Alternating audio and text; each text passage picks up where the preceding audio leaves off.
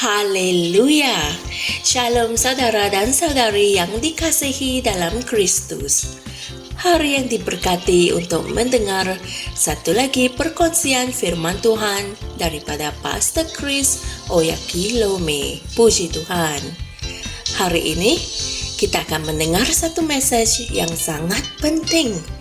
Kerana dari message ini, kita akan tahu apa kehendak Tuhan dan apa tujuan kita hidup. Puji Tuhan.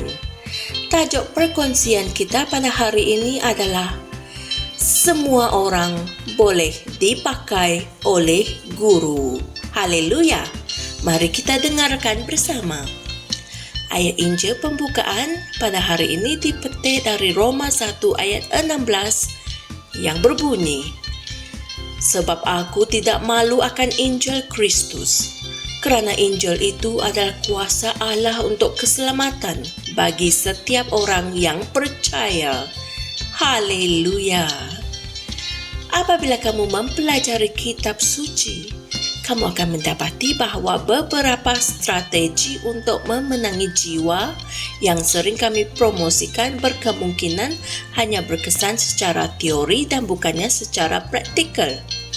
Misalnya, kita boleh mengatakan bahawa para juru bank patut menjangkau dunia para juru bank dengan Injil, atau para hakim patut bersaksi kepada para hakim yang lain, dan lain-lain. Walaupun ia merupakan strategi yang bagus, kita mesti sentiasa ingat bahawa semua orang boleh dipakai oleh guru. Haleluya. Yang bermakna sesiapa sahaja boleh menjangkau orang lain dengan Injil. Haleluya. Kamu tidak perlu menjadi seorang jurutera untuk memimpin para jurutera kepada Kristus. Bukan begitu cara firman Tuhan disebarkan. Kita semua harus mempunyai mentaliti bahawa kita adalah para mubalik, iaitu ejen-ejen keselamatan Tuhan di mana jua kita berada.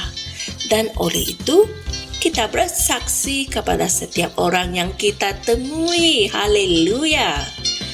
Fikirkan tentang keselamatan Naaman, seorang panglima tentera yang disegani, yang menghidapi penyakit kusta. Pelbagai orang memainkan peranan penting dalam kesaksiannya, terutamanya seorang hamba perempuan Israel yang muda. Hamba itu mula bersaksi kepada isteri panglima tersebut. Dia berkubah kepadanya dengan berkata, sekiranya tuanku menghadap Nabi yang di Samaria itu, maka tentulah Nabi itu akan menyembuhkan dia dari penyakit kustanya. Dan hal ini boleh dibaca dalam 2 Raja-Raja 5 ayat 3. Wanita itu percaya, dan begitulah perkara itu disampaikan kepada Raja Syria, dan hasilnya adalah penyembuhan dan pertaubatan Naaman yang luar biasa. Puji Tuhan.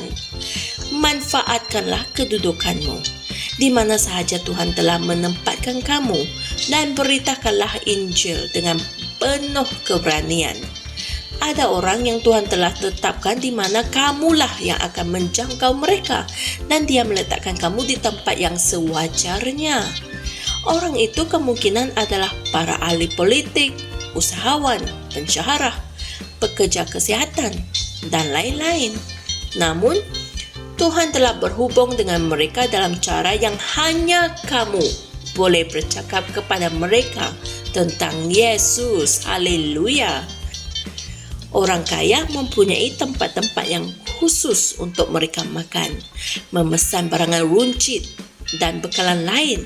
Sekiranya kamu kebetulan melalui tempat itu atau menjadi penghantar barang di situ, gunakanlah peluang itu untuk memberitahu mereka tentang Yesus. Jika kamu adalah seorang pelayan atau seorang ketua pelayan di sebuah restoran mewah khas untuk orang kaya sahaja, maka selepas melayani mereka, terutamanya ketika mereka memberi upah kepada kamu, katakanlah kepada mereka, Tuan atau Puan, saya ada sesuatu untuk kamu juga. Dan kemudian Berikanlah mereka satu salinan Rhapsody Reality. Haleluya. Kemungkinan restoran itu merupakan satu-satunya tempat dan peluang untuk orang sebegitu menerima Injil. Haleluya. Mari kita manfaatkan peluang kita dan membawa Injil itu kepada semua orang. Mesej kita dalam Kristus adalah benar dan tidak memilih orang. Puji Tuhan. Saudara dan saudari semua, mari kita sama-sama berdoa. Ya Bapa Surgawi, terima kasih kerana menjadikan aku efektif dalam pelayanan pendamaian.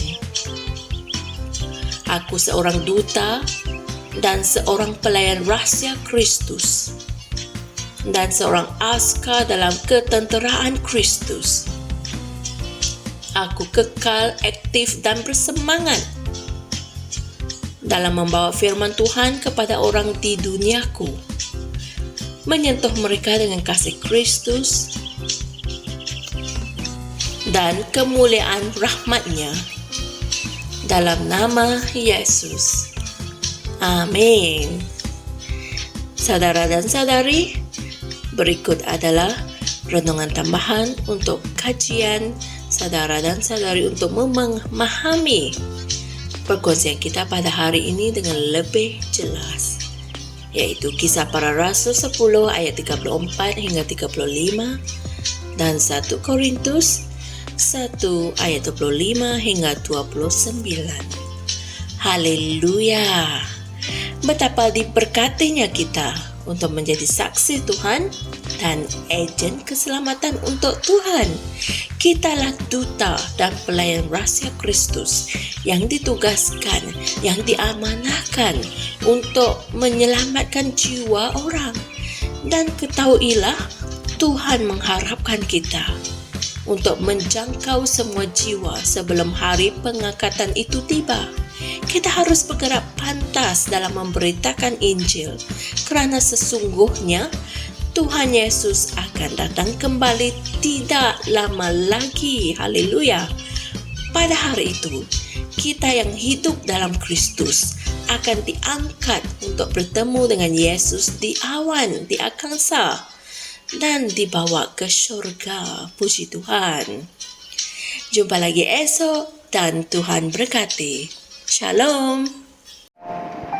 Kami percaya saudara-saudari semua telah diberkati dengan perkongsian firman dari Rhapsody Reality. Bagi sesiapa yang ingin menjadikan Yesus Kristus sebagai Tuhan dalam kehidupanmu, kamu boleh mengucapkan doa ini bersama dengan saya. Ya Tuhan Allah, aku mempercayai Yesus Kristus, Anak Allah yang hidup dengan sepenuh hatiku.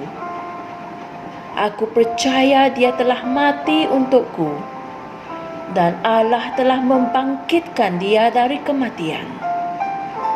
Aku percaya Dia hidup hari ini. Aku mengaku dengan mulutku bahwa Yesus Kristus adalah Tuhan dalam hidupku mulai dari hari ini. Melalui Dia dan di dalam nama-Nya, aku mempunyai kehidupan yang kekal. Aku telah dilahirkan semula. Terima kasih Allah kerana menyelamatkan jiwaku. Aku sekarang adalah anak Allah. Haleluya. Tanya, sekarang kamu telah menjadi anak Allah. Untuk apa-apa sebarang pertanyaan atau untuk mendapatkan lebih banyak maklumat mengenai bagaimana untuk bertumbuh sebagai seorang Kristian, Anda semua boleh hantar mesej di akaun Facebook kami atau email kami di tni.msia@gmail.com. Sekali lagi, tni.msia@gmail.com. Tuhan berkati Anda semua.